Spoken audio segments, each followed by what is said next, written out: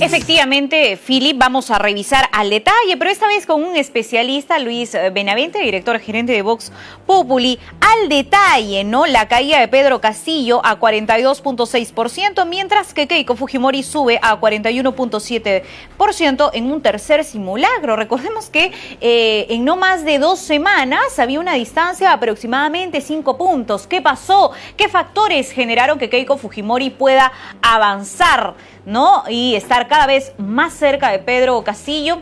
¿Y qué factores, qué mensajes, discursos, errores o personas cercanas a Pedro Castillo generaron esa caída en su popularidad?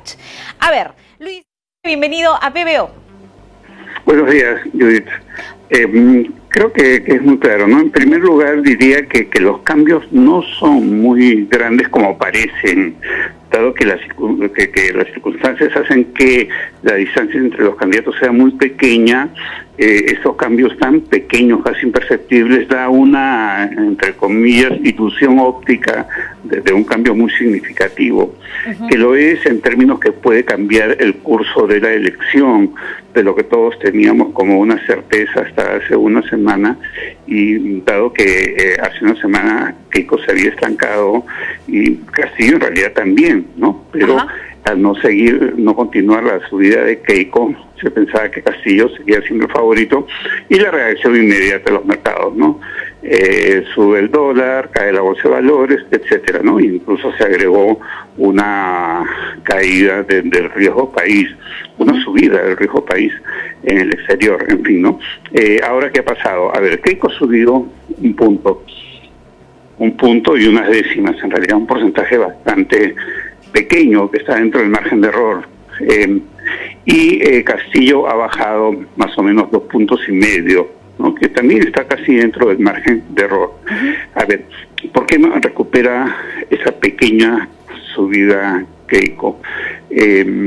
Porque no está afectada principalmente por los últimos sucesos. Los últimos sucesos que tienen un impacto electoral son 2. El debate técnico, que tiene un pequeño debate electoral, y los hechos sucedidos en el drive, los hechos de violencia, de dolor, de muerte, ¿no? Que la benefician más a ella, o que perjudican más a Castillo, para ser más estricto, ¿no? Estos hechos, estos sucesos hacen que Castillo no siga subiendo. Ahora, en la composición del voto, el voto que tiene cada candidato no es parejo, es un voto que tiene una estructura con componentes distintos, ¿no? Entonces hay un voto poco comprometido, un voto móvil, un voto variable, yo le llamo voto saltimbanqui, que puede brincar de aquí para allá en primera vuelta, es mucho más visible, y que está atento a pequeños estímulos o a ciertos estímulos que le hacen cambiar de opinión, ¿no? Entonces ese voto no comprometido, que puede ser pequeño en un candidato, no creo que sea más del 15%, creo que la misma encuesta de datos lo dice en una pregunta, pero ese 15% de 40%, de 40 puntos porcentuales, es 6%. Allí es donde operan esos cambios. Ahora, ¿qué pasa? Si un candidato pierde un punto y ese punto lo gana el otro candidato, entonces un punto tiene un impacto de 2 puntos en el resultado, ¿no? Entonces, eso es lo que está pasando ahora, pero eso también podría marcar una tendencia favorable a Keiko, que le favorezca en la semana final, sobre todo con un debate que va a tener un impacto altísimo. El debate, estoy seguro que va a ser decisivo en el resultado final de esa elección, sobre todo en ese más o menos 20% de voto disponible que tenemos hoy en día, o que tienen los candidatos hoy en día. De acuerdo, incluso en el desglose esta mañana de la encuesta de Datum para Perú 21, los factores que usted acaba de mencionar sobre los estímulos relacionados al debate técnico, a la figura, digamos, a la participación reconocida del señor Carranza versus Juan Pari, los hechos relacionados al terrorismo también, hechos claros, ¿no es cierto?, que hemos evidenciado acá con pruebas y ha generado pues una percepción, como usted bien lo ha dicho, un estímulo en la gente, pero que podría no ser tan, digamos, contrastable respecto a la tendencia que se ha venido conociendo. Sin embargo, encuesta de Datum también señala que hay un crecimiento de Keiko Fujimori en el interior del país, incluso en sectores donde Pedro Castillo la rebasaba, ¿no es cierto? Lideraba esos sectores en el interior del país. ¿Qué nos tiene que decir sobre ello? Bueno, claro, esos hechos sí tienen un impacto, definitivamente. Lo que ocurre es que estamos hablando de porcentajes muy pequeños, ¿no? Digamos, estamos hablando del 6% de voto no sólido, digamos, de cada candidato. Entonces, allí la sensibilidad al cambio en una parte de ese voto es alta, por un lado, pero por otro lado sí estamos hablando de un porcentaje de indecisos alto. Le llamamos genéricamente indecisos, aunque en sentido estricto no lo sería, ¿no? Si alguien dice que va a votar en blanco, pues ya tomó una decisión, no es un indeciso, ¿no? Ajá. Pero sabemos que esa persona puede tomar una posición.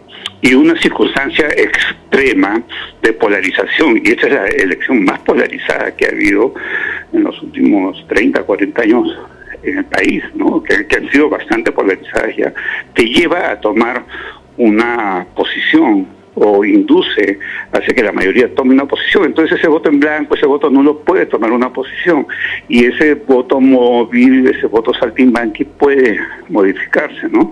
Entonces estamos hablando, a ver, en la encuesta de Datum, el blanco y nulo suma 15 a 16%, más o menos, ¿no? Si sumamos el voto móvil, entonces estamos hablando de 20 a 22%, más o menos, de lo que el otro día, hace pocos días, en una conversación aquí en PB o Radio, con Philip, llamábamos voto disponible, ¿no? Entonces, 22% a 10 días es muchísimo cuando la diferencia es tan pequeña. En este momento, la diferencia es de 1 punto. Y en la simulación es de menos de 1 punto. Exacto. Entonces, lo que está en juego ahora es para ese 20-22%. El resto ya no los contemos, ya tomaron decisión a favor de Castillo, a favor de Keiko. Cualquier cosa que suceda va a ser a favor de su candidato. Lo van a ver, cualquier hecho que suceda va a ser visto con el cristal del color del candidato, ¿no? O será visto de color rojo o será visto de color naranja. De hecho, para ellos y ellas, de antemano sabemos que los seguidores de Keiko, los votantes de Keiko, Keiko ganará el debate. Los de Castillo, Castillo ganará el debate. Eso está fuera de discusión. Cualquier cosa que hagan ya va a estar con ese juicio preestablecido, ¿no? Pero vamos a ese 20 o 22%. Ellos y ellas son quienes están en juego, son el blanco de los reflectores en ese momento para la opinión pública, para los candidatos, para el país y bueno, para el mundo de alguna manera, porque la atención que ha despertado la elección en Perú es bastante grande en todo el mundo. Usted también ha descrito muy bien las características del voto escondido, ¿no es cierto? ¿Nos lo recuerda, por favor? Sí, claro. Este voto oculto en la encuesta de Datum, en la que ha presentado hoy día, es de 1 punto porcentual. Hace 3 semanas Datum indicaba 2 puntos porcentuales de voto oculto a favor de Castillo. De tal manera que eso podría indicar que hay una tendencia a la reducción del voto oculto, a que menos gente no quiera confesar en una encuesta, pero sí lo diga en un simulacro. A la vez, el voto oculto escondido de Keiko, que hace 3 semanas era de 1 punto porcentual, ahora es de 1 o 2 décimas. Casi nada, como que ya no tuviera voto oculto. En cualquier caso, el voto oculto se va reduciendo, ¿no? Sumaba 3 puntos porcentuales hace 3 semanas, suma 1 punto porcentual hoy. Ahora, en el proceso de votación se han cambiado algunas disposiciones desde el Ejecutivo. De hecho, los adultos mayores ya no irán tan temprano a votar, sino a partir de las 2 de la tarde. No era algo muy cuestionado y creo que con argumentos suficientes. ¿Cómo se comporta el voto de los adultos mayores que van a acudir? Y de hecho los hemos visto también bastante interesados en este proceso electoral, algunos ya vacunados y otros con temor, pero quieren ejercer su voto, su derecho a votar por justamente tomar una decisión en este escenario tan polarizado. Sí, en la primera vuelta el error de ponerlos tan temprano hizo que muchos de ellos esperen 1, 2, 3, 4, 5 horas a que se instalen mesas que muchas veces se instalan tarde, con colas que crecían y voten. Pero otros no, se fueron pues porque por la salud que no te acompaña, esperar muchas horas es complicado, o por último ya te aburriste y te vas, ¿no? Y también el riesgo del contagio, no había vacuna como ahora para los adultos mayores, ¿no? Entonces, esta vez sí van a votar. El horario es más cómodo, por cierto, en la tarde, después del almuerzo, y una buena parte ya están vacunados, ¿de acuerdo? Mayores de 70 años, muchísimos, mayores de 65 unos cuantos, mayores de 60 a 65 todavía no. Pero bueno, entonces eso va a llevar a una mayor concurrencia de votantes mayores de 60 años, ¿no? Ese voto en general tiende a ser más conservador. Creo que ese voto es más favorable para Keiko. No totalmente, ¿no? Sino digamos que en la balanza se inclina un poco a favor de Keiko. Ajá. Ahora, en la primera vuelta, Chile, por ejemplo, no abrió las mesas de votación para nuestro proceso electoral. Venezuela me parece que en el mismo escenario, y en realidad la votación en el extranjero se dio en condiciones muy complejas, claramente por la pandemia. ¿Cómo se ha venido comportando el voto en el exterior? ¿Cuáles van a ser, digamos, los hechos trascendentales en este proceso electoral justamente en el contexto de la pandemia? A ver, si redondeamos, el voto en el extranjero es más o menos 1 millón. Voy a usar cifras con redondeo, ya por 10.000, 20.000 no es 1 millón. Y eso representa también con redondeo 4% del total de voto. Ahora, en estas circunstancias tan reñidas, adquieren más importancia, ¿de acuerdo? En esas circunstancias, cualquier voto es más importante, más impactante. 4% es más que varias regiones del Perú, que tienen menos del 4% del total de voto. La primera vuelta en el exterior, por las razones que os he explicado, Judith, solo votó un 20% de peruanos, 20 a 25%. Creo que esta vez va a aumentar, dada la situación de polarización.